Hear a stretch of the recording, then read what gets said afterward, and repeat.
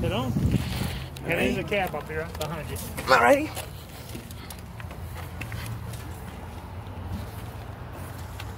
There we go. One, two. Nice seats.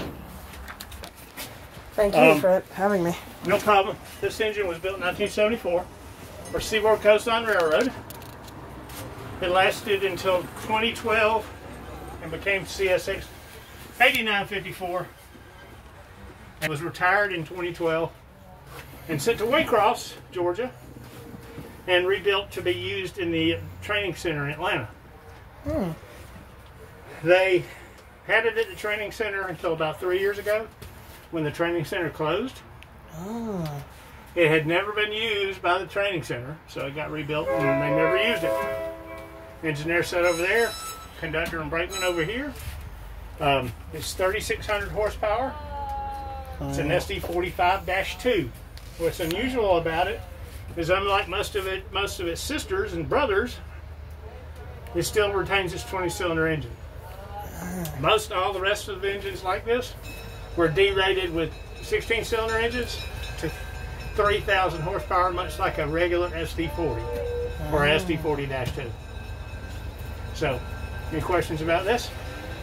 Yeah, so which one would be the throttle in this? Because I know the throttle in a steam locomotive, so would it still be also, would this be the same thing in electric?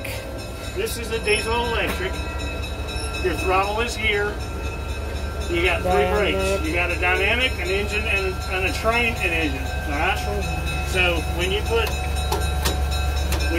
this one on, it puts this on too. Alright. When you put this one on, it is just the engine. Alright? This is dynamics. And what dynamics do is they're an electrical brake, because the diesel doesn't drive the wheels directly. It has a generator that sends power down the motors on the wheels to turn the wheels. That's what this does. It sets it up electrically to send power down there to turn those wheels. When you set it up in the dynamics, it turns that process around. It generates power down there and sends it back up through the electrical switchgear to a resistor bank on the engine, which is that blister on the side. And dissipates it like a toaster would heat. So it's a way that turning those into generators is a way to make it resistant braking and slow your train down. So they're great on really long hills, because you can, the more braking you want it to do with just the engines, you can pull this over and it's going to load this up here more and more till it gets to a point where it can't load anymore, and then you're not affected. Then you got to get some air. Okay. Gotcha. Okay? Alright. This is the key. It's also called a reverser. That's big. That's a big key. Yeah, and it goes in this hole right below the throttle. Forward is forward. Center is not doing anything. Idle. And well, back not necessarily idle, because you can stick that in and rev this up and pump air if you need to. So this will still respond even with this in the center position. The throttle will still respond, but you don't ever want to go above notch 4 without it being pulling. Okay? Back is back. Horn. Sand for both front and back. Front only. You got a back only. This is your alerter reset and bell. This thing's got an alerter. Alright, so what happens is, after so many seconds, if you don't do anything here, or here, or here, or here, or here, or the bell, this thing will start beeping at you. To do something? Yeah, and if you don't hit that yellow switch down there, or move your throttle position, after a certain number of seconds, it's going to do a penalty application, the train will stop loading, and you will stop. Alright. This was the maximum speed for this engine. And that is correct, and probably more than likely that this engine has done that somewhere on coastline between Atlanta, or not between Atlanta, but between Jacksonville, Florida, and the RF&P up in Richmond. Okay. Interesting enough, we actually saw a CSX train pass by up in Folkestone, Georgia earlier, a week ago. So, would this train would have ran there and back? Yes. That direction? It would have gone right through Folkestone many times. And it would also probably gone through Atlanta a lot on a coal train because they were using these a lot for coal trains. After the family lines took over, I used to see these pretty regularly in Marietta. So what does this do? Well, you got a lot of different switches up here for turning on the number lights, the class lights, and regular lights. This is a traction motor cutout and different things. This is a way to change out your what motors you want running if you want to cut particular traction motors out. And this is you have it in this position to start it, this to run it. So on this particular locomotive, would the horn be in the center of the locomotive so or front? Originally the horn was up here, all right? And then CSX moved all their horns back on the car body, so it would have been back there. But originally, as delivered to Seaboard, it was up front, and also there was a Mars light up here. Oh, so that's why that was empty on that area. Yeah, there used to be a Mars light there originally, and they put the ditch lights on and took that out.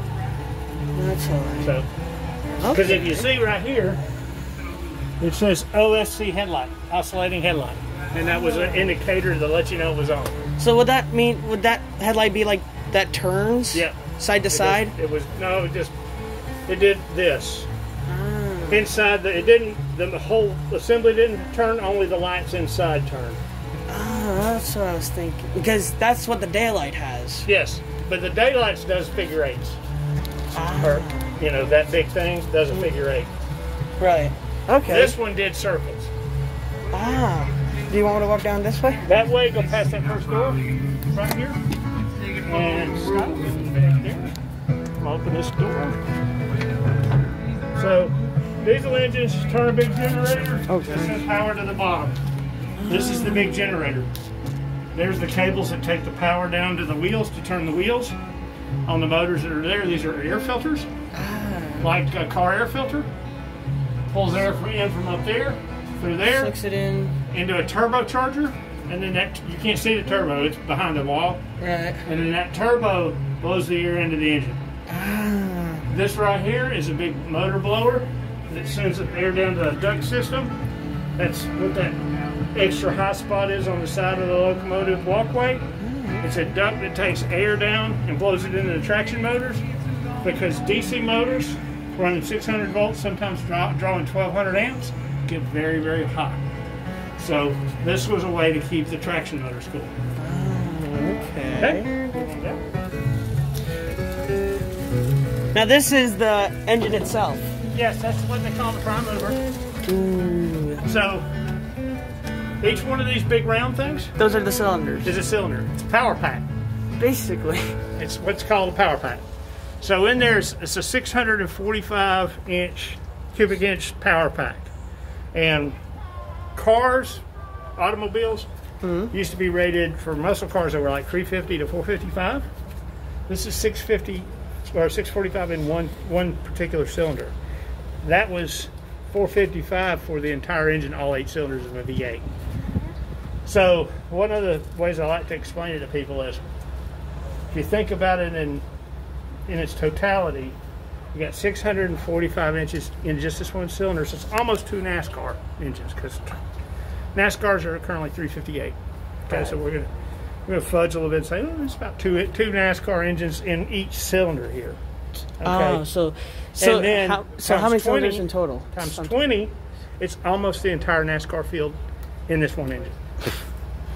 Just one day they'll just add tracks one day into a NASCAR race, and then this will just win it. So down there is the oil pan. It holds 265 gallons of lube oil. It's a $7,000 oil change. $7,000? Yep. That's almost $3,000 more for a new monster truck tire, which I've seen. Yeah. So they don't change the oil that often. They add oil a lot, but they just don't change it that much because this has not run in a while.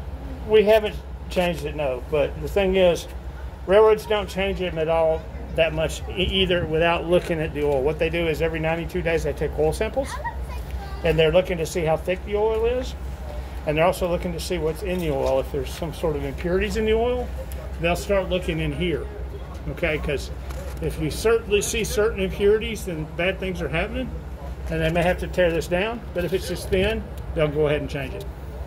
And change up all the oil filters.